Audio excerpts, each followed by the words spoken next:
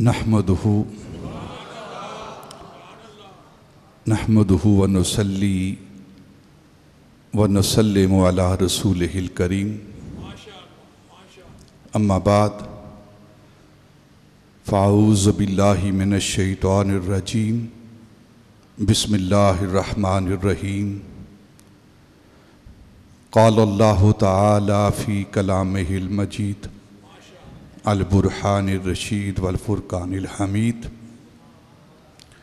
انما المؤمنون اخوہ وقال اللہ تعالی فی مقام آخر فاذکروا نعمت اللہ علیکم اذ کنتم اعداء فألف بین قلوبکم فاصبحتم بنعمتہ اخوانا صدق اللہ مولانا العظیم وصدق رسولہ النبی الکریم ونحن علی ذالک من الشاہدین والشاکرین والحمد للہ رب العالمین وقال اللہ تعالی فی مقام آخر ان اللہ وملائکتہ یصلون علی النبی یا ایہا الذین آمنوا صلوا علیہ وسلموا تسلیما الصلاۃ والسلام علیک یا سیدی یا رسول اللہ وعلی آلک واصحابک یا رحمت للعالمین الصلاۃ والسلام علیک یا سیدی یا رسول اللہ وعلی آلک واصحابک یا امام القبلتین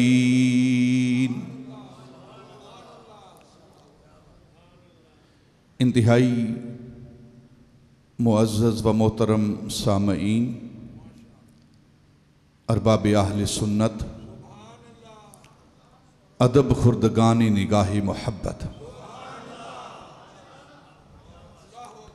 قرآن مجید برہان رشید سے چند آیات بینات طیبات آپ کے سامنے تلاوت کی گئی ہیں۔ گزشتہ جمعۃ المبارک میں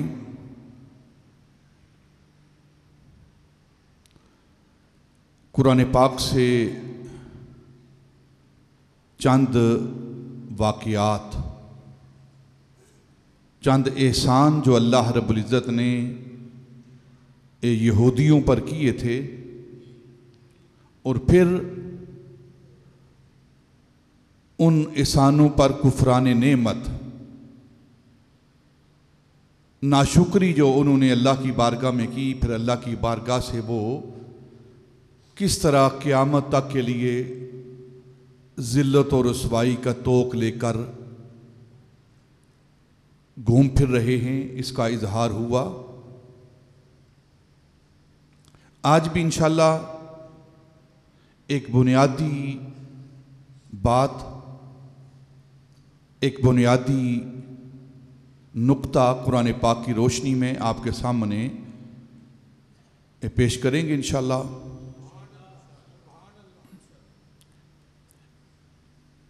اللہ رب العزت نے قرآن پاک کے اندر ارشاد فرمایا فَاذْكُرُوا نِعْمَتَ اللَّهِ عَلَيْكُمْ، تم اللہ کی اس نعمت کا ذکر کرو، اسے یاد کرو۔ اس نعمت سے مراد تاجدار مدینہ صلی اللہ علیہ وسلم کی ذات و برکات۔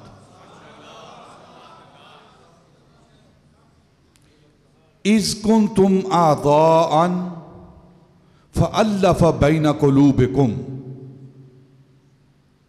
جب تم آپس میں دشمن تھے، لڑائی جھگڑا کرتے تھے، ایک دوسرے کے خون کے پیاسے تھے، تو اللہ رب العزت نے اس نعمت کی وجہ سے تمہارے دلوں کے اندر ایک دوسرے کی محبت ڈال دی، اور پھر اس محبت کے بعد کیا ہوا تم آپس میں جانی دشمن تھے، خون کے پیاسے تھے، لیکن اللہ رب العزت نے اس نعمت کے صدقے میں تمہیں آپس میں بھائی بھائی بنا دیا۔ بنعمت ہی اخوانا، اس نعمت کے سبب اللہ رب العزت نے تمہیں بھائی بھائی بنا دیا۔ اور پھر سورہ حجرات کی دوسری آیت کے اندر اللہ رب العزت فرماتے ہیں انما المؤمنون اخوہ، بے شک مومن آپس میں بھائی بھائی ہیں۔ جب انسان کلمہ پڑھتا ہے،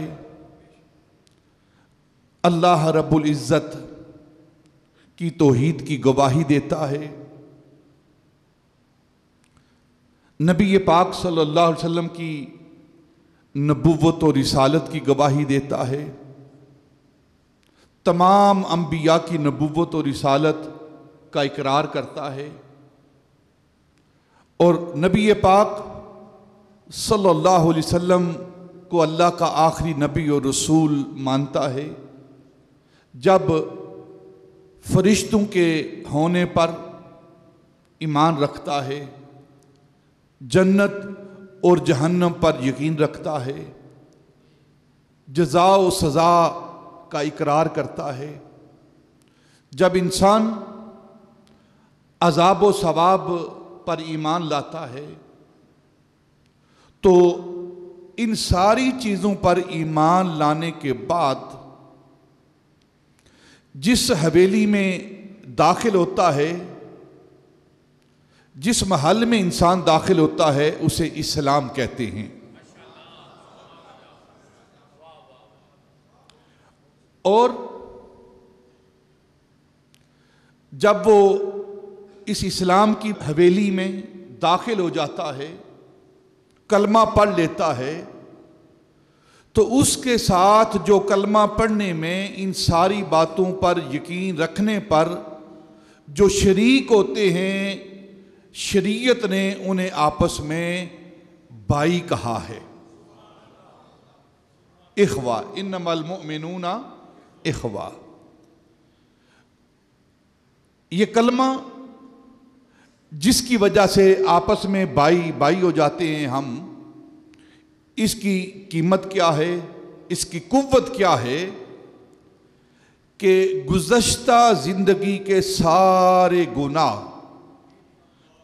کفر کا گناہ، شرک کا گناہ، نافرمانی کا گناہ، عصیان کا گناہ، جو گناہ اس نے کیا ہے، جو غلاظت اس کے نامہ اعمال میں ہے، جو گندگی اس کے نامہ اعمال میں ہے، جو گناہ اس کے نامہ اعمال میں ہیں، ایک بار کلمہ پڑھ لینے سے سارے گناہ ختم ہو جاتے ہیں، اور وہ شخص ایسے ہوتا ہے، اس کا نامہ اعمال ایسے صاف ہوتا ہے جس طرح پہلے دن جنم لینے والا بچہ ہوتا ہے۔ یہ قوت، یہ طاقت، یہ قدرت اگر کسی شے کے اندر ہے تو وہ فقط ایمان ہے، وہ کلمہ ہے جو انسان ایک بار پڑھتا ہے، لا الہ الا اللہ محمد الرسول اللہ، ایک بار سچے دل کے ساتھ کلمہ پڑھ لیتا ہے تو جو گناہ انسان کے، جو غلطیاں 7 سمندروں کا پانی نہیں دھو سکتی، جو غلطیاں، جو غلاظتیں انسان کی، وہ کفر کی غلاظت، وہ شرک کی غلاظت جو 7 سمندروں کا پانی نہیں دھو سکتا، ایک بار کلمہ پڑھنے سے سارے گناہ دھل جاتے ہیں۔ یہ اتنا ایک قوت والا، اتنا پاور والا یہ کلمہ ہے، لا الہ الا اللہ محمد رسول اللہ صلی اللہ علیہ وسلم۔ جب انسان کلمہ پڑھ لیتا ہے تو اب کوئی کالا، کوئی گورا، کوئی عربی، کوئی اجمی، کوئی ہندی، کوئی سندھی، کوئی ایرانی، کوئی افغانی، کوئی تورانی، کوئی بھی نہیں، کوئی کالا نہیں، گورا نہیں، سیاہ نہیں، سفید نہیں، کسی عربی کو اجمی پر، کسی اجمی کو عربی پر کوئی فضیلت نہیں رہتی، سارے کے سارے آپس میں بھائی ہو جاتے ہیں۔ وہ ایک قوم بن جاتے ہیں، ایک قوم بن جاتے ہیں۔ اب علامہ اقبال کہہ رہا ہے، اپنی ملت کو قیاس اقوام مغرب سے نہ کر، اپنی ملت کو قیاس اقوام مغرب سے نہ کر، خاص ہے ترکیب میں قوم رسول ہاشمی، خاص ہے ترکیب میں قوم رسول ہاشمی۔ کوئی مشرق کا رہنے والا، مغرب کا رہنے والا، جنوب کا رہنے والا، شمال کا رہنے والا، جہاں کا رہنے والا ہو، جب وہ کلمہ پڑھ لیتا ہے تو پھر وہ مسلمان ہو جاتا ہے، مومن ہو جاتا ہے، اور وہ آپس میں بھائی ہو جاتے ہیں۔ اس کلمے کی وجہ سے آپس میں بھائی چارہ، اس اخوف کو آسان لفظوں میں اخوت کہتے ہیں، بھائی چارہ کہتے ہیں۔ اور جب بھائی چارہ انسان حاصل کر لیتا ہے، مسلمان اس حویلی کے اندر آ جاتا ہے، بھائی چارے کی ملکیت کے اندر آ جاتا ہے، تو اس کی مثال احادیث کے اندر موجود ہے۔ نبی پاک نے فرمایا کہ دو مسلمان مومن جو ہیں آپس میں بھائی بھائی ہیں، اور ان کے بھائی ہونے کی حیثیت کیا ہے؟ یہ ساری کی ساری قوم، یہ ساری کی ساری ملت ایک وجود کی طرح ہے، ایک جسم کی طرح ہے۔ جسم کے کسی ایک حصے کو تکلیف پہنچتی ہے تو جسم سارا اس تکلیف کو محسوس کرتا ہے۔ آنکھ اگر درد محسوس کرتی ہے تو صرف آنکھ کا درد نہیں، اگر سر کے اندر درد ہے تو صرف سر کے اندر درد نہیں، بلکہ سارا جسم وہ اس درد کو محسوس کرتا ہے۔ یہ مسلمانوں کی، یہ بھائیوں کی آپس میں مثال نبی پاک صلی اللہ علیہ وسلم دی ہے کہ کوئی مشرق کا رہنے والا ہو، مغرب کا رہنے والا ہو، جب اس کو کوئی تکلیف پہنچتی ہے تو وہ ایک جسم کی مانند ہے۔ اگر جسم کے کسی حصے کو تکلیف پہنچتی ہے تو گویا باقی سارا جسم وہ تکلیف محسوس کرتا ہے۔ اور پھر علامہ اقبال نے اس بات کا اظہار کیا ہے، چبھے کانٹا جو قابل میں، اخوت اس کو کہتے ہیں، اخوت بھائی چارہ، اخوت اس کو کہتے ہیں چبھے کانٹا جو قابل میں، تو ہندوستان کا ہر پیر و جوان بے تاب ہو جائے۔ اخوت اس کو کہتے ہیں۔ اگر کابل کے اندر کسی مسلمان کے پاؤں کے اندر کانٹا چبھتا ہے، بھائی چارہ یہ ہے کہ وہ کانٹا کابل کے نوجوان کے پاؤں میں چبھ رہا ہے اور اس کی تکلیف ہندوستان کے مسلمان محسوس کر رہے ہیں۔ یہ اخوت اور بھائی چارہ ہے، یہ رشتہ اخوت ہے جو اسلام کو تمام مذاہب پر، تمام ادیان پر فضیلت دیتا ہے۔ کسی مذہب کے اندر یہ اخوت نہیں، بھائی چارہ نہیں کہ ساری دنیا کے مسلمان ایک جماعت ہے، ایک قوم ہے، ایک جسم کی مانند ہے۔ یہ اگر کسی دین کو حاصل ہے، یہ اگر کسی امت کو حاصل ہے تو وہ دین اسلام ہے اور امت محمدیہ ہے صلی اللہ علیہ وسلم۔ اس کی دوسری مثال نبی پاک صلی اللہ علیہ وسلم نے حدیث پاک سے دی ہے۔ نبی پاک نے فرمایا کہ المومن للمؤمن کالبنیان المرصوص یشد بعضہ بعضا۔ نبی پاک صلی اللہ علیہ وسلم نے فرمایا کہ مومن کے لیے بنیان مرصوص، سیسا پلائی ہوئی دیوار کی مانند ہے جس کا بعض کو مضبوط کرتا ہے. اس کی مثال یہ لے لیں کہ مسلمان آپس میں اینٹوں کی مانند ہیں. ایک اینٹ دوسری اینٹ کو مضبوط کرتی ہے. ایک اینٹ دوسری اینٹ کو مضبوط کرتی ہے. کیا مطلب؟ کہ مسلمان دوسرے مسلمان کو تکلیف میں نہیں چھوڑتا, رنج میں نہیں چھوڑتا, اسے بے یار و مددگار نہیں چھوڑتا, بلکہ اس کا مددگار بن کے اس کو اور بھی مضبوط کرتا ہے. یہ اخوت ہے جو اسلام نے ہمیں دی ہے. اور پھر تیسری مثال جو حدیث پاک میں آتی ہے وہ کیا ہے کہ مثل الاخوین مثل الیدین. جو دو بھائی ہیں نا, ان کی مثال دو ہاتھوں کی ہے. دو ہاتھوں کی, اور ایک ہاتھ دوسرے ہاتھ کو, دوسرا ہاتھ ایک ہاتھ کو دھوتا ہے, صاف کرتا ہے.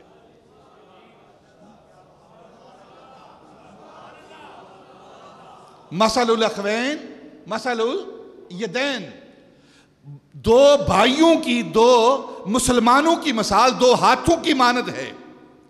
ایک ہاتھ دوسرے ہاتھ کو دھوتا ہے, صاف کرتا ہے, دوسرا ہاتھ دوسرے ہاتھ کو صاف کرتا ہے. یہ مسلمان بھائیوں کی مثال ہے جو نبی پاک صلی اللہ علیہ وسلم نے دی ہے. اور پھر چوتھی مثال جو نبی پاک صلی اللہ علیہ وسلم نے دی ہے وہ کیا ہے؟ حضرت ابو درداء رضی اللہ تعالی عنہ صحابی رسول ہیں, جن کی قبر مبارک اسکندریہ مصر کے اندر موجود ہے. حضرت ابو درداء رضی اللہ تعالی عنہ آپ فرماتے ہیں کہ دو مسلمان بھائیوں کے آپس میں تعلق کیا ہے؟ آپ فرماتے ہیں میں نے ایک مرتبہ دیکھا کہ دو بیل جو پانی نکالنے والے ہوتے ہیں, چکی کے ارد گرد گھومنے والے ہوتے ہیں, دو بیل گھوم رہے ہیں. تو میں نے دیکھا کہ ایک بیل جو ہے اگر اپنے جسم کو کجلانے کے لیے, خارش کرنے کے لیے, راحت کرنے کے لیے اگر تھوڑی دیر کے لیے رکتا ہے ایک بیل, تو دوسرا بیل جو ہے خود بخود اس کے احساس میں رک جاتا ہے.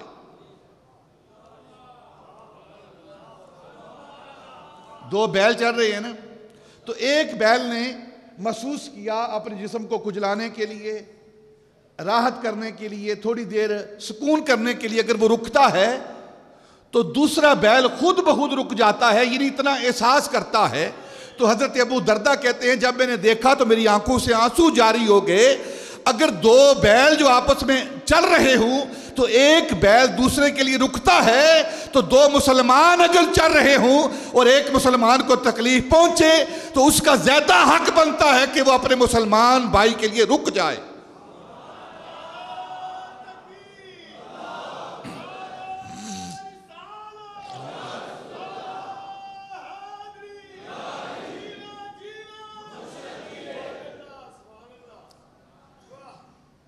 اخوت, بھائی چارہ, یہ صرف اسلام نے دیا ہے, صرف اسلام نے دیا ہے. کس انداز میں اسلام نے دیا ہے؟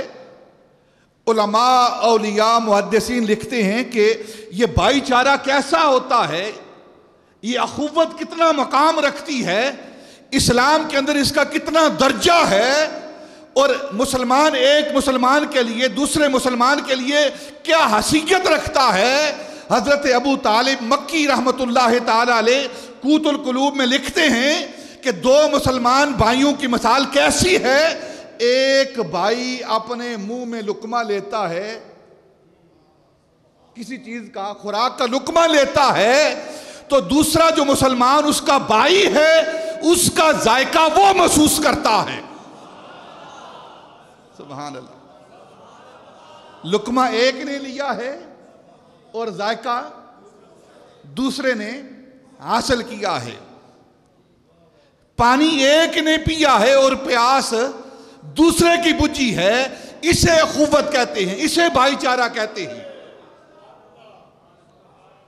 اب یہ 4-5 باتیں کرنے کے بعد تھوڑی سی بات, تھوڑا نتیجہ میں نکالتا ہوں. یہ ساری باتیں احادیث نبوی اور علماء محدثین نے ہمیں بتائی ہیں کیا ہمارے اندر یہ جذبہ موجود ہے کہ نہیں؟ دعوت فکر آپس میں ہمارا یہ معاملہ ہے کہ نہیں؟ اگر ہے تو ماشاءاللہ مبارکباد، اور اگر نہیں تو پھر ہمیں اس طرف آنا ہے، اس جذبے کو ہم نے اپنی زندگی کے اندر شامل کرنا ہے کہ خود ہی اپنے پیٹ پر ہاتھ نہ پھیرتے رہیں، بلکہ اپنے غریب بھائی کو کھانا دے کر کھانا وہ کھائے اور اس کی خوشی ہم محسوس کریں۔ جب یہ جذبہ مسلمان قوم کے اندر آ جائے گا، نبی پاک کے غلاموں کے اندر آ جائے گا، تو مجھے قسم ہے رسول اللہ کی زلفوں کی، کوئی کافر مسلمانوں کی طرف دیکھ بھی نہیں سکتا، کوئی نہیں دیکھ سکتا ان کی طرف، میلی آنکھ ان کی طرف نہیں ڈال سکتا۔ جب تک یہ جذبہ نہیں ہوگا تب تک ہم ذلت و رسوائی کا سفر طے کرتے رہیں گے۔ جب یہ جذبہ ہمارے اندر آ گیا تو پھر کوئی بھی میلی آنکھ مسلمان کو، دنیا کے کسی کونے کے اندر مسلمان چاہے اکیلا ہو، اس پر کوئی میلی آنکھ نہیں ڈالے گا۔ یہ جذبہ ہم نے اپنے اندر بیدار کرنا ہے، اپنے اندر بیدار کرنا ہے، نفسا نفسی کو چھوڑ دینا ہے، نفسا نفسی کو میرا میرا میرا یہ نہیں کرنا ہم نے۔ جو کچھ بھی مسلمان کے پاس ہے اس کے مسلمان بھائی کے لیے ہے، اور نبی پاک صلی اللہ علیہ وسلم نے فرمایا، بخاری اور مسلم کی حدیث پاک ہے، والذی نفسی بیدہ لا یؤمن عبد حتی یحب لأخیہ ما یحب لنفسہ۔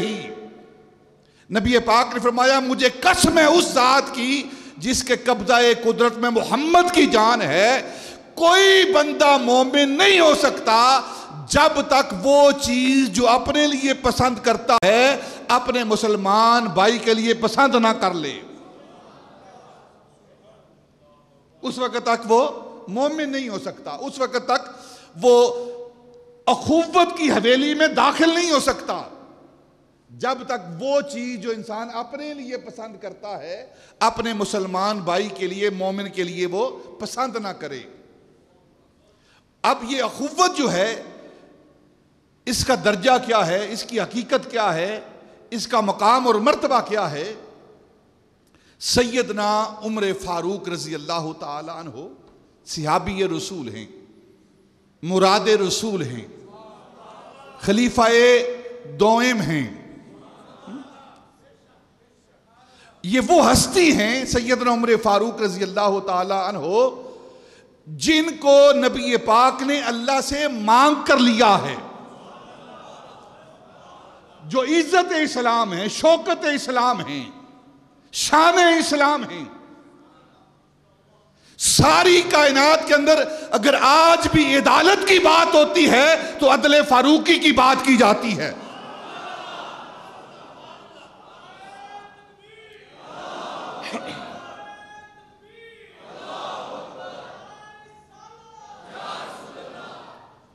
سیدنا عمر فاروق رضی اللہ تعالی عنہ، یہ جو اخوت کا جذبہ ہے نا، اس کی اہمیت میں آپ کے سامنے رکھنا چاہتا ہوں کہ اس کی کتنی اہمیت ہے۔ آپ عمرے کے لیے چلے، سیدنا عمر فاروق عمرے کا ارادہ کیا تو مدینہ المنورہ سے عمرے کے لیے، عمرے کی نیت کے لیے، کعبے کی زیارت کی نیت کے لیے جب نکلنے لگے تو خود نبی پاک صلی اللہ علیہ وسلم انہیں الوداع کہنے کے لیے باہر تشریف لائے۔ یہ جو لوگ حاجی جاتے ہیں نا حج و عمرے کے لیے، ان کو باہر جا کر ان کو الوداع کہنا یہ نبی پاک کی سنت ہے، اور پھر انہیں دعاؤں کے لیے کہنا۔ اور جب سیدنا عمر فاروق رضی اللہ تعالی عنہ آپ عمرے کی نیت سے مدینہ المنورہ سے نکلے باہر، نبی پاک صلی اللہ علیہ وسلم نے الوداع کہا، اور ساتھ نبی پاک نے ایک جملہ کہا۔ وہ جملہ کیا تھا؟ نبی پاک نے فرمایا، لا تنسانی فی دعائک یا اخی عمر، اے میرے بھائی عمر، یا اخی عمر، نبی پاک نے فرمایا لا تنسانی فی دعائک، اپنی دعاؤں میں مجھے بھول نہ جانا۔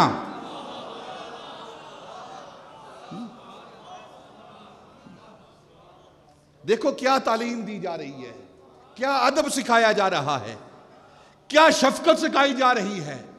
نبی پاک کی ذات اپنے غلام کو، عمر فاروق کو، اپنے امتی کو کہہ رہے ہیں کہ تم جا کر وہاں مجھے اپنی دعاؤں میں بھول نہ جانا۔ اگر کوئی بڑا کسی چھوٹے سے کہے تو یہ شفقت ہے، یہ محبت ہے۔ اور نبی پاک صلی اللہ علیہ وسلم جب یہ جملہ بولا نا کہ لا تنسانی فی دعائک یا اخی عمر، اے عمر مجھے اپنی دعاؤں میں جا کر بھول نہ جانا، تو سیدنا عمر فاروق رضی اللہ تعالیٰ عنہ جب واپس لوٹے، عمرہ کر کے واپس آئے، تو آپ نے آ کر مدینہ المنورہ میں یہ اعلان کیا کہ اگر کوئی شخص مجھے اپنی ساری عمر کی نیکیاں دے دے، اور شخص سے مراد یہاں کون ہے؟ عام بندہ نہیں ہے، صحابہ رسول ہیں، اصحاب رسول ہیں۔ اگر کوئی صحابی مجھ عمر کو ساری عمر کی نیکیاں دے دے اور مجھ سے یہ کہے کہ وہ ایک جملہ، وہ ایک لفظ جو نبی پاک نے مجھے کہا تھا اخی کا، بھائی ہونے کا، برادر ہونے کا، اخوت کا ایک جذبہ کہا تھا، وہ مجھے دے دے، تو عمر اس کی ساری عمر کی نیکیاں چھوڑ دے گا اور اس جملے کو اپنے پاس رکھے گا۔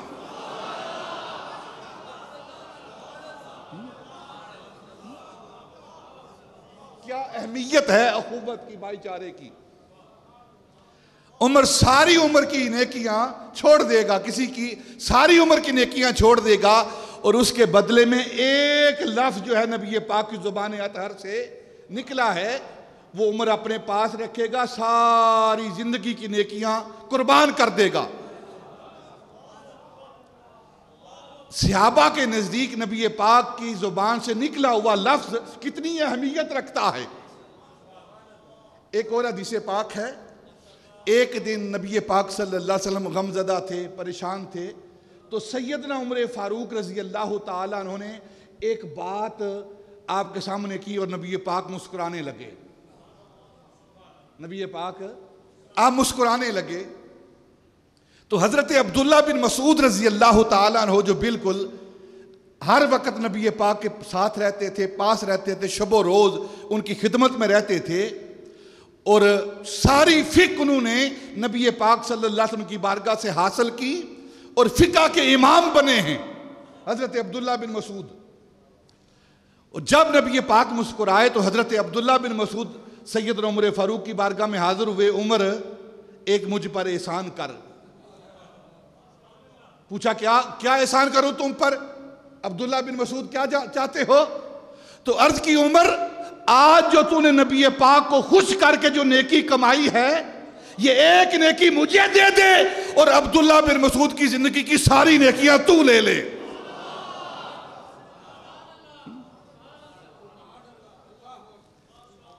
سیدنا عمر فاروق رضی اللہ تعالیٰ عنہ جب عمرے کے لیے چلے تو ایک جملہ نبی پاک صلی اللہ علیہ وسلم نے فرمایا کہ لا تنسانی فی دعائک یا اخی عمر، اے میرے بھائی عمر مجھے اپنی دعاؤں میں بھول نہ جانا۔ یہ وہ جذبہ اخوت ہے۔ اور مواخات مدینہ آپ پڑھتے ہیں، ہر سیرت کی کتاب کے اندر یہ باب موجود ہے، مدینہ کے بھائی چارے کا، مواخات مدینہ کا یہ باب ہر سیرت کی کتاب کے اندر موجود ہے۔ وہ مہاجرین، وہ صحابہ جو مکے سے ہجرت کر کے مدینہ المنورہ گئے، اپنا گھر بار چھوڑ کر، بیوی بچے چھوڑ کر، جائیدادیں چھوڑ کر، رشتہ دار چھوڑ کر، کیونکہ جب اسلام میں انسان داخل ہو جاتا ہے تو وہی اس کا رہ جاتا ہے جو اس کے ساتھ اسلام میں داخل ہوتا ہے، باقی کچھ اس کا نہیں رہتا۔ تو جب وہ صحابہ، مہاجرین صحابہ مدینہ المنورہ آئے تو نبی پاک صلی اللہ علیہ وسلم نے جو انصار صحابہ تھے نا، مدینہ تک کے 82 صحابہ جو وہاں کے رہنے والے تھے، ان کو بلایا اور مہاجرین کو بلایا اور آپس میں بھائی چارہ کیا. فلاں فلاں کا بھائی، فلاں فلاں کا بھائی، فلاں فلاں کا بھائی. حضرت عبد الرحمن بن عوف رضی اللہ تعالیٰ عنہ جب ان کی باری آئی، یہ مہاجر تھے، تو ان کی مباحات، ان کا بھائی چارہ، اخوت حضرت سعد بن ربی کے ساتھ ہوئی. حضرت سعد بن ربی، سعد بن ربی کون ہیں؟ یہ مدینہ کے مالدار صحابی، باغ رکھنے والے، جائیداد رکھنے والے، مکان رکھنے والے، مال رکھنے والے. حضرت عبد الرحمن بن عوف رضی اللہ تعالیٰ عنہ اور حضرت سعد بن ربی کی نبی پاک نے فرمایا تم آپس میں بھائی بھائی ہو. جب دونوں کا بھائی چارہ ہو گیا نا، حضرت عبد الرحمن بن عوف اور حضرت سعد بن ربی کا، تو حضرت سعد بن ربی نے حضرت عبد الرحمن بن عوف کا ہاتھ پکڑا، آج سے تو میرا بھائی ہے، اور بھائی کا بھائی کے ساتھ کیا معاملہ ہوتا ہے، بھائی کا بھائی پر کیا حق ہوتا ہے، سعد بن ربی آج فیصلہ کرتا ہے. فرمایا میرے پاس جتنا مال ہے آج کے بعد آدھا تیرا آدھا میرا. سبحان اللہ، بولو سبحان اللہ یار. یہ اخوت ہے، بھائی چارہ ہے جو صحابہ نے مثالیں قائم کی ہیں، نبی پاک نے جس کی مثالیں قائم کی ہیں. حضرت سعد بن ربی نے حضرت عبد الرحمن بن عوف کا ہاتھ پکڑا، فرمایا آج کے بعد آدھا مال تیرا اور آدھا مال میرا. جتنے مکان ہیں میرے ملکیت میں، آدھے مکان تیرے آدھے میرے. اور پھر بات یہاں روکی نہیں. حضرت سعد بن ربی کی دو بیویاں تھیں، تو حضرت عبد الرحمن بن عوف سے کہا کہ یہ دونوں تیرے سامنے کھڑی ہیں، تو جس کو پسند کرتا ہے میں اسے طلاق دیتا ہوں اور تیرے نکاح میں دیتا ہوں. یہ وہ رشتہ اخوت ہے، یہ وہ رشتہ بھائی چارہ ہے جو اسلام نے مسلمانوں کو دیا ہے، اپنے بھائیوں کو دیا ہے. یہ کسی اور مذہب کے اندر نہیں ہے. یہ جذبہ اگر ہے تو کوئی مجھے پیش کرے. ایک بیوی تیرے لیے اور ایک بیوی میرے لیے، جو تجھے پسند ہے. یہ نہیں کہا کہ یہ تو لے لے، نہ. عبد الرحمن عوف، تو جس کو پسند کرتا ہے، تو جس کے سر پر ہاتھ رکھے گا، میں سعد بن ربی اس کو طلاق دوں گا اور تیرے نکاح میں دے دوں گا. یہ وہ جذبہ ہے صحابہ رضوان اللہ تعالی علیہ مجمعین کا کہ اپنے مسلمان بھائی کے ساتھ کس طرح کا اخوت کا جذبہ چاہیے. پھر کوئی غریب، کوئی امیر، کوئی نہیں، سب برابر ایک ہی صف میں کھڑے ہوگے. محمود و ایاز، نہ کوئی بندہ رہا نہ بندہ نواز. بادشاہ بھی ساتھ کھڑا ہے اور ملازم بھی ساتھ کھڑا ہے. یہ وہ جذبہ ہے، یہ وہ مقام ہے جو امت مسلمہ کو اسلام نے دیا ہے. سیدنا عمر فاروق رضی اللہ تعالیٰ عنہ کا دور گرامی ہے. ایک بادشاہ جس نے اسلام قبول کیا، کسی دوسرے علاقے کا، حبشی علاقوں میں سے یا کوئی کسی اور علاقے کے بادشاہ نے اسلام قبول کیا اور وہ حج کے لیے مکہ المکرمہ آیا. سیدنا عمر فاروق کا دور ہے رضی اللہ تعالی عنہ. وہ طواف کر رہا ہے، وہ بادشاہ، جبہ اس نے پہنا ہوا ہے، جیسے ان کی عادت ہے بڑے جبے پہنتے ہیں، تو جبہ پہنے ہوئے طواف کر رہا ہے. طواف کرتے کرتے کرتے کرتے باقی مسلمان بھی طواف کر رہے تھے، تو ایک غریب نادار مسکین کا پاؤں اس کے جبے پر آ گیا.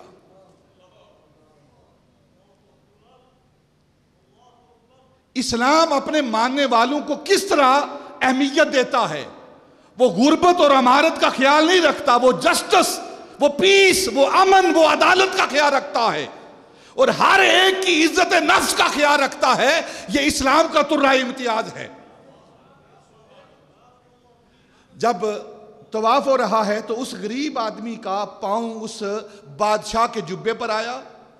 اس نے حقارت کی نظر سے اس غریب کی طرف دیکھا اور زور سے تھپڑ اس کے منہ پر رسید کیا۔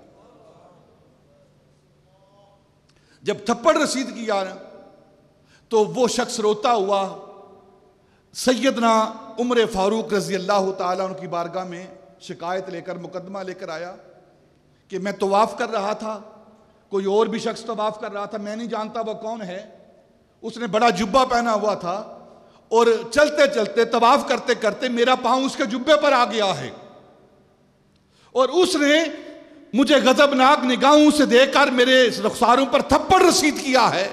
سیدنا عمر فاروق نے فرمایا بلاؤ اس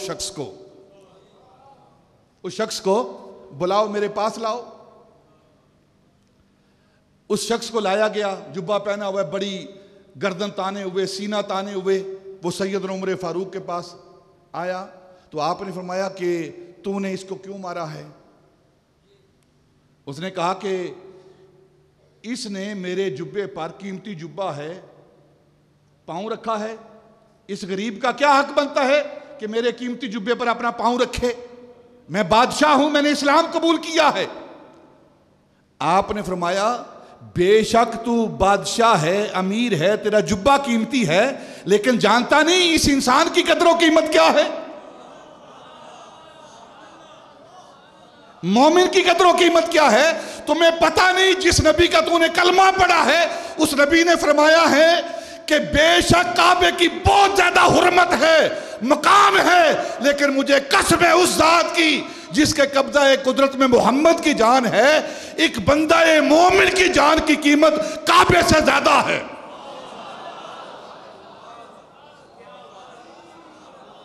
ان حرمت المومن اعظم من الکعبہ، مومن کی حرمت، تعظیم، توقیر جو ہے وہ کعبے سے بھی زیادہ ہے، تو یہ نہیں جانتا؟ اور فرمایا اس غریب آدمی سے سیدنا عمر فاروق نے کہ اس کے منہ پر تھپڑ مار۔ اس نے بھی زور سے تھپڑ مارا اس کے بادشاہ کے منہ پر، تو وہ بادشاہ کہنے لگا کہ جو اسلام امیروں، مالداروں، کجکلاہوں کا خیال نہیں رکھتا، میں ایسے اسلام کو چھوڑتا ہوں، میں ایسے اسلام کو چھوڑتا ہوں جو امیروں کا خیال نہیں رکھتا، جو کجکلاؤں کا خیال نہیں رکھتا، جو مالداروں کا خیال نہیں رکھتا، میں ایسے اسلام کو چھوڑتا ہوں۔ سیدنا عمر فاروق نے فرمایا، تاریخی جملے ہیں آپ کے، فرمایا جا دفع ہو جا، ہمیں ایسے امیروں کی ضرورت نہیں جو غریبوں، ناداروں، مسکینوں کی عزت نفس کا خیال نہیں رکھتے۔ یہ وہ جذبہ ہے اخوت کا، بھائی چارے کا، جو صرف اسلام نے ہمیں دیا ہے۔ مسلمان آپس میں بائی بائی ہیں، یہ اخوت کا جذبہ ہے جو اسلام نے دیا ہے۔ جب ہمارے اندر اخوت آئے گی، مسلمان ایک جسد کی مانند ہو جائیں گے، ایک دیوار کی مانند ہو جائیں گے، ایک اینٹ جو دوسری اینٹ کو مضبوط کرتی ہے اس کی مانند ہو جائیں گے، تو آج جو دنیا کے اندر ظلم و ستم ہو رہا ہے یہ کبھی نہیں ہوگا۔ مسلمان آپس میں کس طرح کا بھائی ہے؟ جب وہ اسلام کی حویلی میں آ جاتا ہے، اخوت کی حویلی میں آ جاتا ہے، تو پھر کوئی رشتہ جو اس سے باہر کا ہے اس کی کوئی اہمیت نہیں رہتی۔ دیکھیں، صہیب روم سے آئے ہیں، بلال حبشہ سے آئے ہیں، سلمان فارس سے آئے ہیں، ابو ہریرہ یمن سے آئے ہیں، وہ بھائی ہیں، وہ بھائی ہیں، ٹھیک ہے نا؟ اور ابو لہب، ابو جہل مکے کے ہیں، خونی رشتہ ہے، لیکن کوئی رشتہ نہیں ان کے ساتھ، کوئی رشتہ نہیں ان کے ساتھ۔ کیوں نہیں ہے؟ اس لیے کہ خاص ہے ترکیب میں قوم رسول ہاشمی۔ حبشے سے آنے والا بلال، چمک اٹھا جو ستارہ تیرے مقدر کا، اٹھا کے حبش سے تجھے حجاز میں لایا، ہوئی اسی سے تیرے غم کدے کی آزادی، تیری غلامی پہ قرباں ہزار آزادی، ازاں ازل سے تیرے عشق کا ترانہ بنی، نماز تو اس کی دید کا ایک بہانہ بنی۔ وہ بلال حبشی جو حبش کا رہنے والا ہے، مکے کے ساتھ، عرب کے ساتھ کوئی نسبت نہیں ہے، لیکن جب سیدنا عمر فاروق رضی اللہ تعالیٰ عنہ کو دیکھتے تھے نا، بلال حبشی کو، تو یہ نہیں کہتے تھے بلال حبشی، وہ کہتے تھے سیدنا بلال، سیدنا بلال۔ اور پھر سیدنا ابو بکر کو دیکھتے اور بلال حبشی کو دیکھتے تو کہتے قربان جاؤں ابو بکر سید پر جس نے بلال سید کو آزاد کرایا ہے۔ یہ سرداریاں مل رہی ہیں اخوت میں، بھائی چارے میں۔ حضرت ابو بکر صدیق رضی اللہ تعالیٰ عنہ، بدر کی آپ داستان سنتے ہیں، قصہ سنتے ہیں۔ سیدنا ابو بکر صدیق رضی اللہ تعالیٰ بدر کی وادی کے اندر، بدر کی جنگ کے اندر شریک ہیں، اور کفار میں آپ کے بیٹے عبد الرحمن جو اس وقت تک اسلام نہیں لائے تھے، وہ کافروں کی طرف سے آئے اور وہاں جنگ کی۔ جب حضرت عبد الرحمن بن ابی بکر ایمان لے آئے نا، تو ایک دن سیدنا ابو بکر صدیق رضی اللہ تعالیٰ عنہ کے پاس بیٹھے ہوئے ہیں اور کہنے لگے ابا جان میں نے ایک بات کرنی ہے آپ سے، میں آپ کے ساتھ کتنی محبت کرتا ہوں کہ جب بدر کی جنگ ہو رہی تھی تو آپ 3 بار میری تلوار کی زد میں آئے تھے، 3 بار، 1 بار نہیں، 2 بار نہیں، 3 بار میری تلوار کی زد میں آئے۔ اگر میں چاہتا نا تو میں آپ کی گردن اڑا دیتا، لیکن میں نے کہا باپ ہے، رشتہ ابوت ہے، باپ کا رشتہ ہے، تو میں نے صرف نظر کرتے ہوئے اپنا رخ پھیر لیا اور تلوار آپ پر نہیں چلائی۔ سیدنا ابو بکر صدیق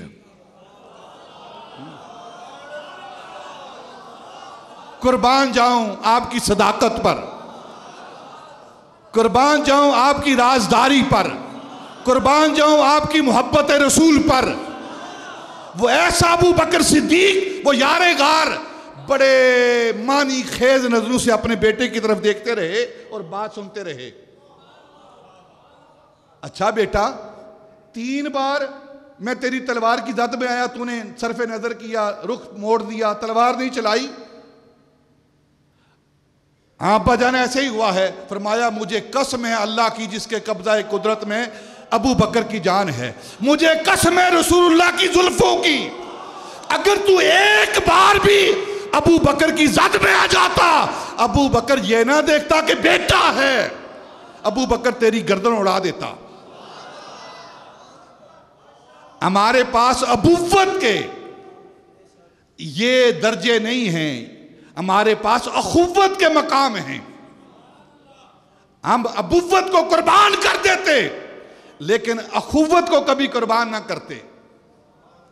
اگر تو 1 بار بھی میری تلوار کی زد میں آ جاتا نا تو میں تجھے اڑا دیتا، تیری گردن تیرے تن سے جدا کر دیتا۔ ابو بکر 1 لمحہ بھی لحاظ نہ کرتا کہ یہ بیٹا ہے، خون ہے۔ بس یہی تعلیم دی ہے اسلام نے۔ اسلام ان رشتوں کی حفاظت کرتا ہے، ان رشتوں کی حفاظت کرتا ہے جو اسلام نے رشتے جوڑے ہیں۔ اسلام نے جو رشتے جوڑے ہیں ان رشتوں کی حفاظت ہے۔ جو اسلام کے رشتے نہیں ہیں ان کی کوئی حفاظت نہیں ہے۔ یہ کہنا جی مسلمان جو ہے وہ ظلم نہیں کرتا، مسلمان یہ نہیں کرتا، مسلمان جنگ نہیں کرتا، مسلمان رحم دل ہے، فلاں ہے، جب وہ کافر آپ پر ظلم و ستم کی انتہا کر رہے ہیں تو پھر مسلمان کا حق بنتا ہے کہ وہ بھی اپنی تلواروں کو تیز کریں۔ جب مسلمان بھائی چاہے وہ مشرق کا رہنے والا ہو، مغرب کا رہنے والا ہو، شمال کا رہنے والا ہو، جنوب کا رہنے والا ہو، کشمیر کا رہنے والا ہو، فلسطین کا رہنے والا ہو، جب ان پر ظلم و ستم ہو رہا ہو تو پھر قرآن کیا کہتا ہے؟ آپ قرآن پاک کو پڑھیں، وَمَا لَكُمْ لَا تُقَاتِلُونَ فِي سَبِيلِ اللَّهِ مُسْتَضْعَفِينَ مِنَ الرِّجَالِ وَالنِّسَاءِ وَالْوِلْدَانِ الَّذِي، تمہیں کیا ہو گیا ہے؟ تم اپنی تلواریں کیوں نہیں چلاتے؟ جب ضعیف بچے، ضعیف عورتیں، جب قرآن کہہ رہا ہے مستضعفین، جب یہ ضعیف مرد، کمزور مرد، کمزور عورتیں، یہ کمزور بچے جب تمہیں ندا دے رہے ہوں تو تمہیں کس چیز نے روک کر رکھا ہے؟ لا تقاتلون فی سبیل اللہ، تم اللہ کی راہ میں قتل کیوں نہیں کرتے؟ یہ قرآن کہہ رہا ہے۔ آج فلسطین کے اندر، اور فلسطین کے ساتھ ہمارا رشتہ کیا ہے؟ کوئی زمین کا رشتہ ہے؟ نہیں، زمین کا رشتہ نہیں، فلسطین کے ساتھ ہمارا اخوت کا رشتہ ہے، بھائی چارے کا رشتہ ہے۔ اور اگر آپ تاریخ بھول چکے ہیں، آپ ہسٹری کو بھول چکے ہیں، تو ایک بات میں بتا دیتا ہوں کہ فلسطین کا اور پاکستان کا کیا معاملہ ہے۔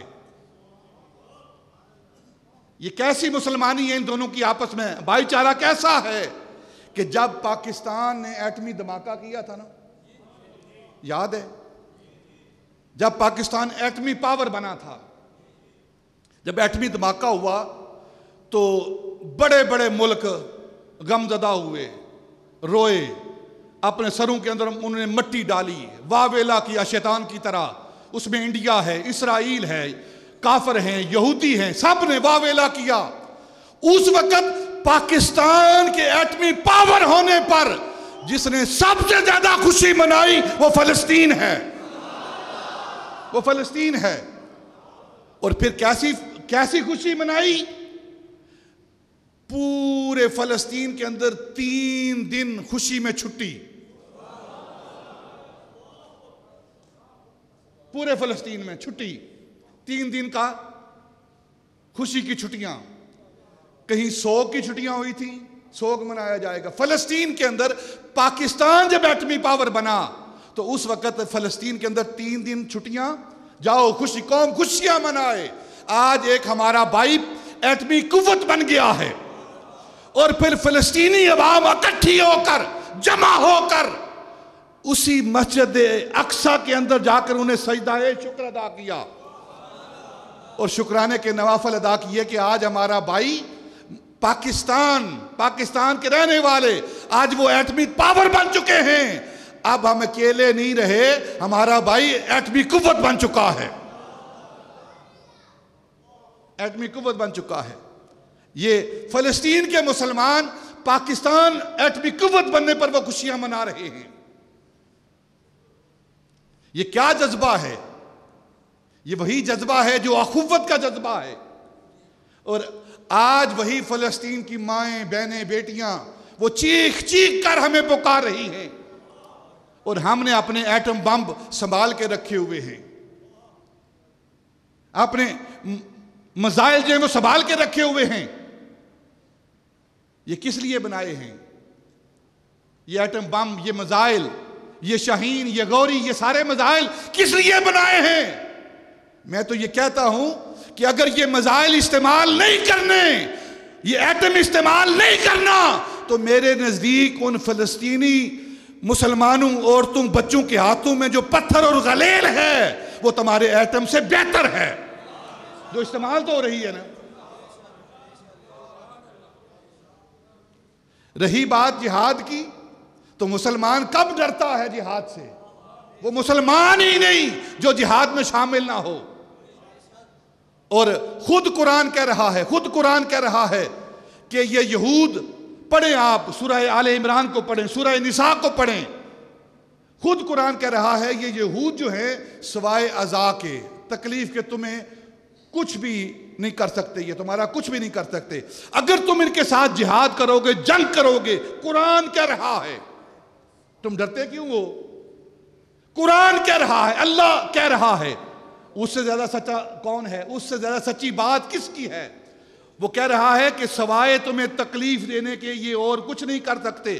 اگر تم ان کے ساتھ جنگ کرو گے، انہیں قتل کرو گے، تو پھر یہ دم دما کر بھاگیں گے، وَلَا يُنصَرُونَ، اور پھر ان کی مدد بھی نہیں کی جائے گی۔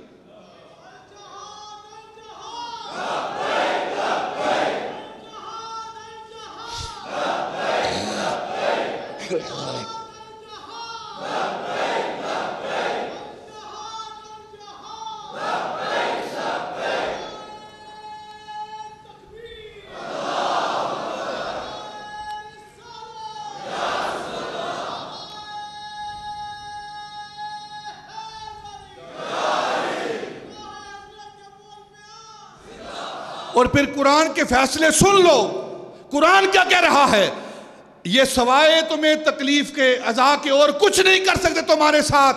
اگر تم جنگ کے لیے تیار ہو جاؤ گے، ان کو قتل کرو گے، یہ دم دما کر بھاگیں گے اور کوئی بھی ان کا مددگار نہیں ہوگا.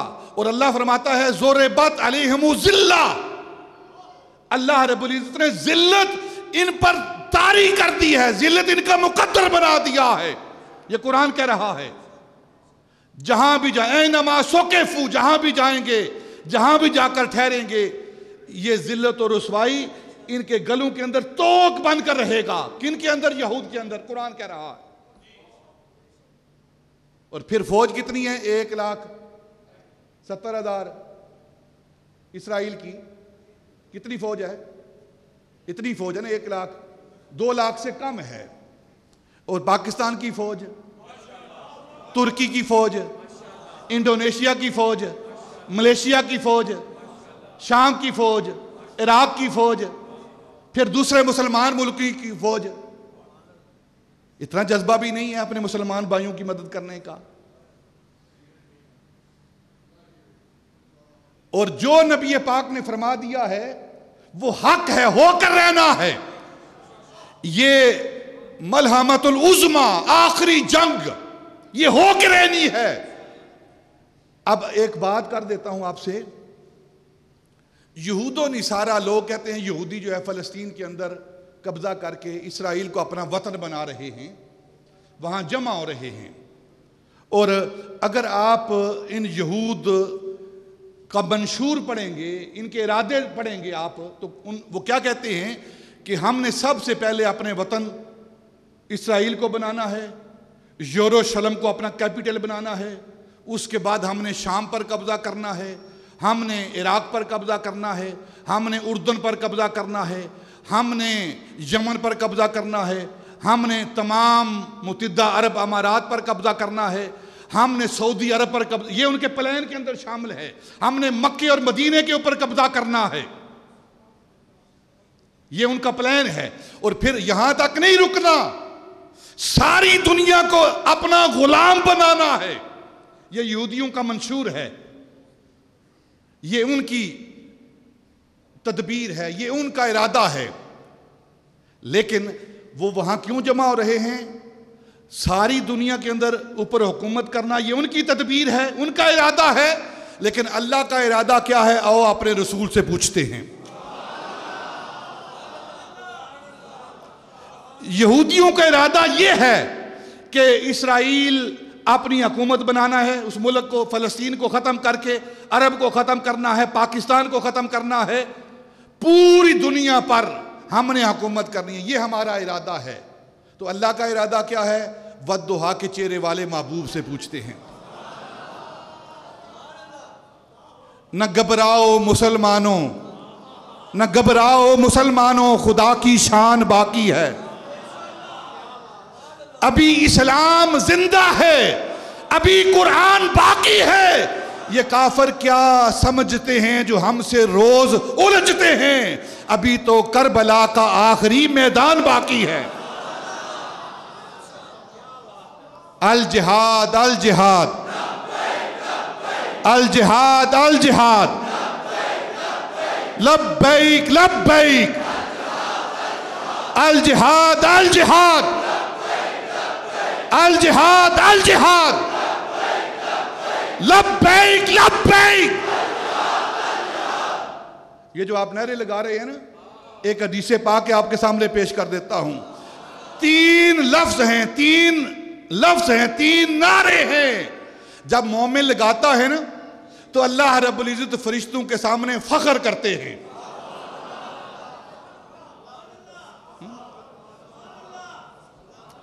تین نعرے ہیں. جب مومن لگاتا ہے نا تو اللہ رب العزت فرشتوں کے سامنے فخر کرتے ہیں، مباحات کرتے ہیں. وہ 3 نعرے کون سے ہیں؟ وہ 3 لفظ کون سے ہیں؟ وہ 3 جملے کون سے ہیں؟ پہلا جملہ اذان. جب بندہ مومن اذان دیتا ہے تو اللہ فرشتوں کے سامنے فخر کرتا ہے، فرشتوں تم کہتے تھے یہ خون ریزی کرے گا، دیکھو میری تکبیر کے نعرے لگا رہا ہے، میری اذانیں دے رہا ہے، میرا کلمہ پڑھ رہا ہے. اور پھر نبی پاک نے فرمایا دوسرا جملہ، وہ جب حاجی ایک سفید لباس پہن کر، سر پر غبار پڑی ہوئی ہے، داڑھی پر غبار پڑی ہوئی ہے، جسم تھکا ماندہ ہے، کعبے کا طواف کرتے ہوئے مکہ اور منا کی وادی میں جاتے ہوئے لبیک اللہم لبیک لا شریک لک لبیک ان الحمد والنعمہ لک والملک لا شریک لک، جب وہ تلبیہ کرتے ہیں تو اس وقت اللہ رب العزت فرشتوں کے سامنے فخر کرتا ہے کہ دیکھو میرے بندے آج، دیکھو میرے بندے آج لبیک اللہم لبیک کہہ رہے ہیں، تم کہتے تھے یہ نافرمانی کریں گے، خون ریزی کریں گے، دیکھو آج کس انداز میں آجیوں انکساری کا پیکر بن کر، رو کر گریہ زاری کر لبیک اللہم لبیک کی صدائیں لگا رہے ہیں۔ اللہ رب العزت فرشتوں کے سامنے فخر کرتا ہے۔ اور تیسرا جملہ، تیسرا نعرہ جس پر اللہ رب العزت فخر کرتا ہے وہ نعرہ تکبیر ہے۔ وہ نعرہ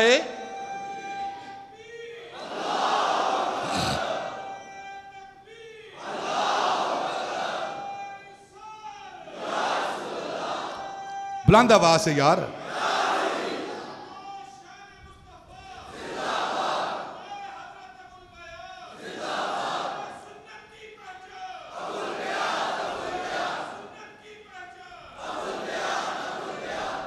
ذرا بلند آواز سے نعرہ لگائیں، نعرہ تکبیر، نعرہ تکبیر، نعرہ تکبیر، پیچھے والے بھی نعرہ تکبیر۔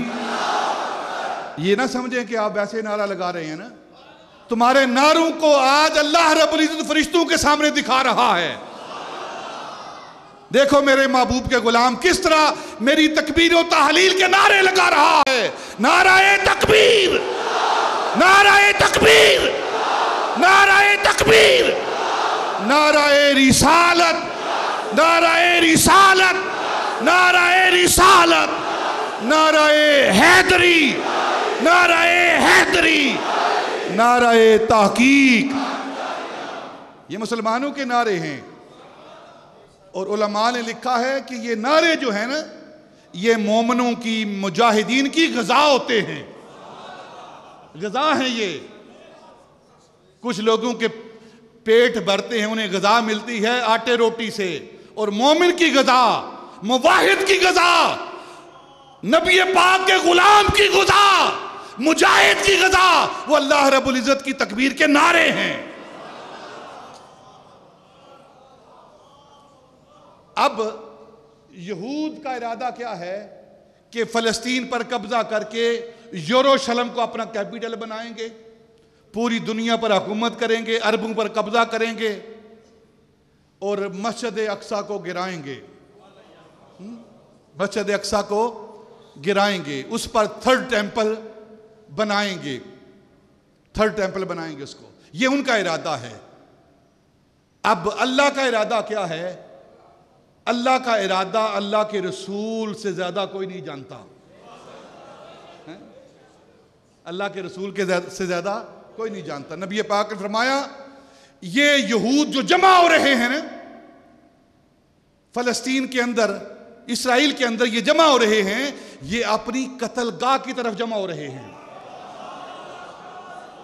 قتل گاہ کی طرف جمع ہو رہے ہیں۔ میرے نبی نے فرمایا، مسلم شریف کی حدیث پاک باب لا تقوم الساعۃ، نبی پاک نے فرمایا کہ مسلمان مومن یہود و نصارہ کو، یہودیوں کو اس طرح قتل کریں گے، اس طرح قتل کریں گے، اس طرح ان کی گردنیں اڑائیں گے کہ یہودی جس پتھر کے پیچھے چھپا ہوگا نا، وہ پتھر کہے گا مسلمان ادھر آ، میرے پیچھے یہودی چھپا ہے، اس کو مار۔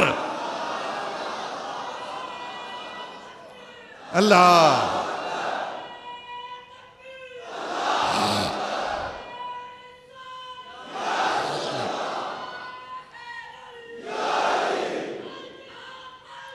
مل کر بولو بھائی، مل کر بولو سارے۔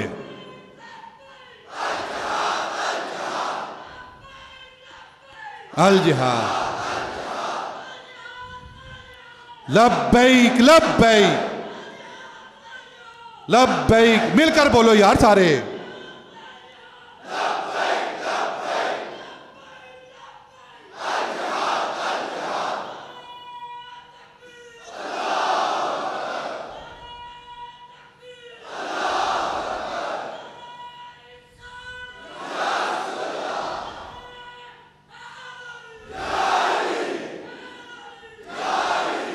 ماشاءاللہ.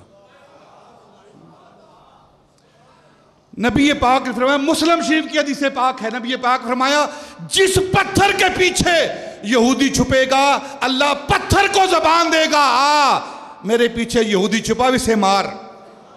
جس درخت کے پیچھے یہودی چھپے گا وہ درخت بولے گا میرے پیچھے یہودی چھپا کے مار. یہودی کہتے ہیں ہم نے ارادہ کیا ہے فلسطین کو اسرائیل بنائیں گے، اپنی حکومت اپنی قیام گاہ بنائیں گے، لیکن اللہ اور اللہ کا رسول ارادہ کر چکے ہیں کہ وہ اپنی قتل گاہ کی طرف جمع ہو رہے ہیں. مسلمانوں تمہارے لیے آسان وقت آ رہا ہے، تھوڑا مشکل وقت ہے لیکن آسان ہو رہا ہے. کہاں ڈھونڈتے پھرو گے ان کو؟ کوئی امریکہ میں ہوگا، کوئی روس میں ہوگا، کوئی فرانس میں ہوگا، کوئی لندن میں ہوگا، کہاں کہاں ڈھونڈو گے ان کو؟ اللہ انہیں ایک جگہ جمع کر رہا ہے.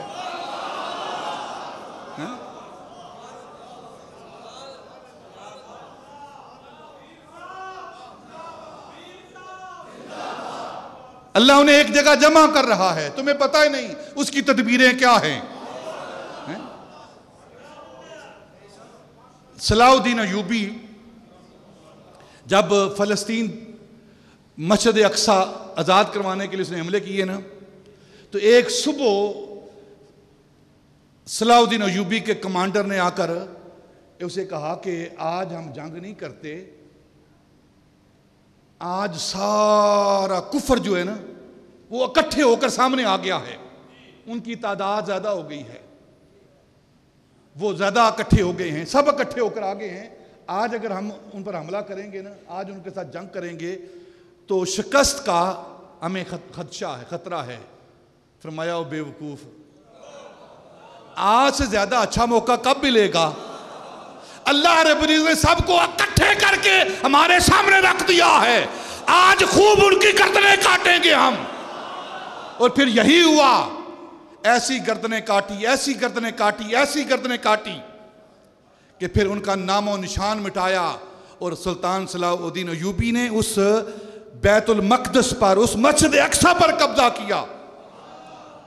اور پتہ ہے یہ کون سا دن تھا؟ پتہ ہے آپ کو؟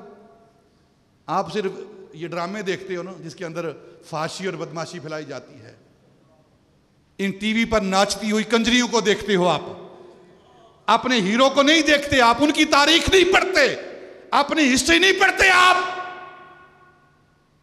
ان کنجریوں کو دیکھتے ہو جو صبح و شام پروگرام کرتی ہیں، ناچتی پھرتی ہیں ملک پاکستان کے اندر، اور اسلام کی تاریخ کو دبایا جا رہا ہے. سنو، جس دن سلطان صلاح الدین ایوبی نے اس بیت المقدس کو، مسجد اقصی کو فتح کیا تھا، یہ وہی رجب کی 27ویں رات تھی جس دن، جس رات کو ہمارے آقا معراج پر گئے تھے وہاں سے.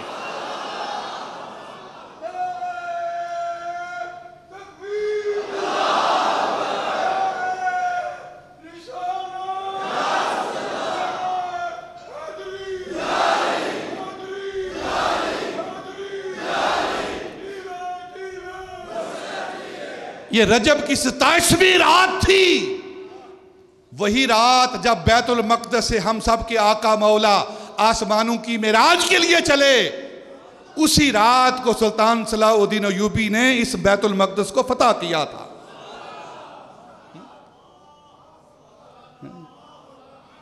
اور پھر ہمارے مسلمان فلسطینی بھائیوں کے ساتھ کیا ہو رہا ہے؟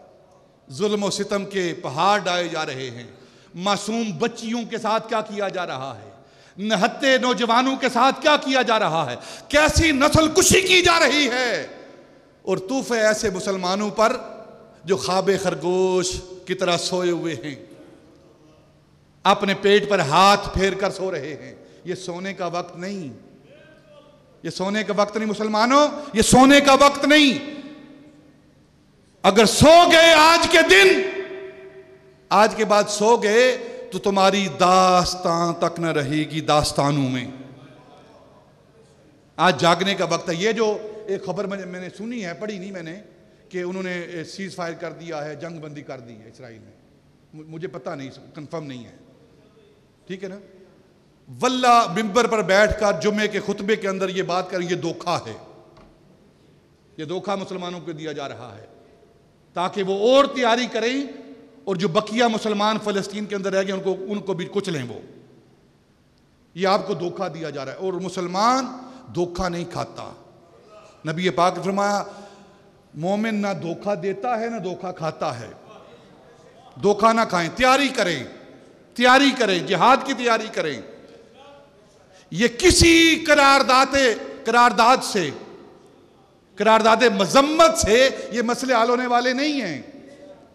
وہ کشمیر کا مسئلہ ہو یا فلسطین کا مسئلہ ہو، یہ ہندوؤں اور یہودیوں کی مرمت سے حل ہونے والے مسئلے ہیں. تیاری کر رہے ہو کہ نہیں؟ ہے تیاری کہ نہیں؟ آپ تیار ہو کہ نہیں تیار؟